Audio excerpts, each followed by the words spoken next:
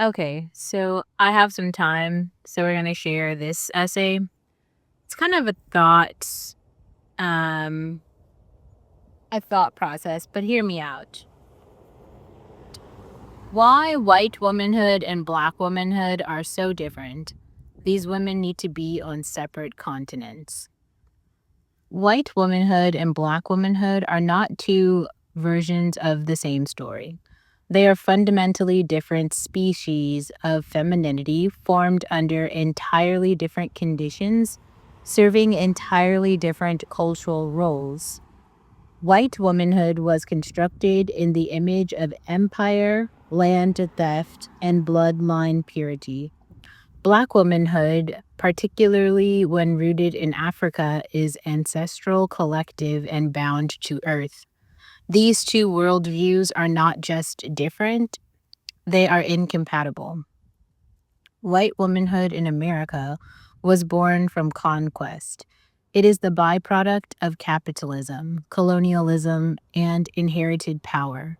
The ideal white woman was crafted to be docile, desirable, and dependent, first to her husband and then to the state.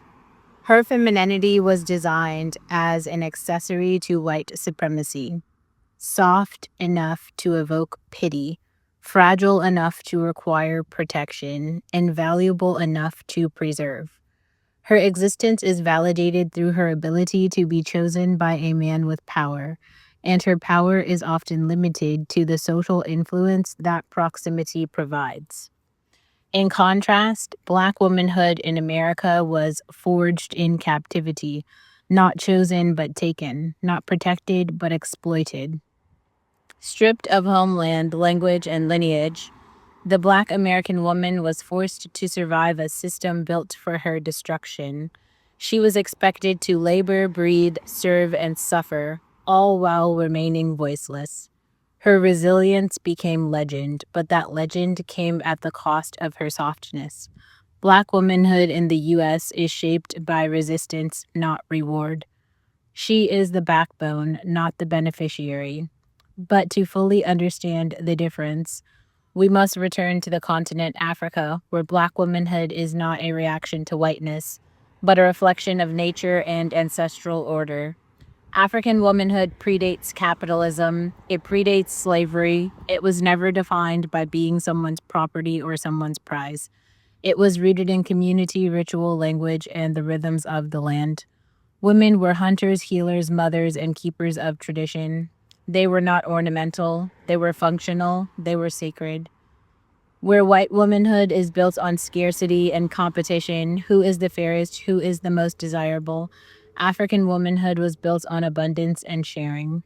The collective mattered more than the individual. Elders guided the young, mothers raised children communally. Identity came from lineage and tribe, not beauty standards or marriage markets. This was womanhood tied to land and time, not to currency or conquest. The American exploitation of white womanhood has tried to universalize its ideals through media, education, and policy. But what it sells as femininity is actually fragility masquerading as power. It's submission sold as sophistication. In this context, African womanhood is often misunderstood, even by Black Americans, as too loud, too strong, or too masculine. But in truth, it is ancient, it is whole, it never required white validation. This is why tension exists between white and Black women, even in progressive spaces. White women may advocate feminism, but it's a feminism that still centers their world view. They march for access to power that was built on Black and Indigenous death, while expecting Black women to play supportive roles. They cry for rights while clinging to supremacy. They want sisterhood without solidarity. Meanwhile, Black women, especially African women, often feel misrepresented, ignored, or tokenized. Their priorities are different, their histories are longer, their goals are collective, and their spirit, though wounded by colonization, still seeks freedom that is spiritual and communal, not merely economic or sexual. They are not trying to replicate white success, they are trying to reclaim what was taken. The real harm is that what the Western world does not understand how deeply rooted these differences are. When white women borrow from black aesthetics like hair, body shape, and slang, they are not participating in culture. They are extracting from people whose cultural identity is the last thing remaining tied to home.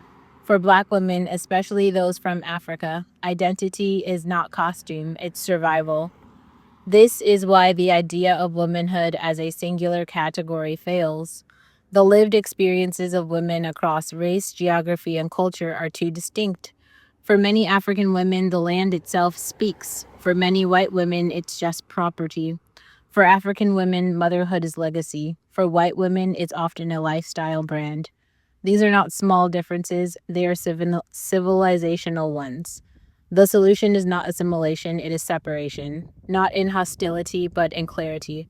Black women must preserve their own cultural frameworks of femininity.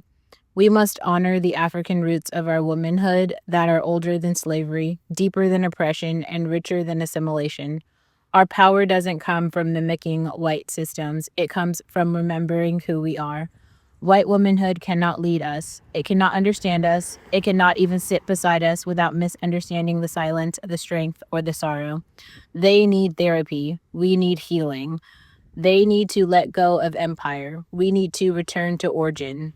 And for that reason, perhaps these women truly do belong on different continents, if only to break the illusion that we were ever meant to walk the same path.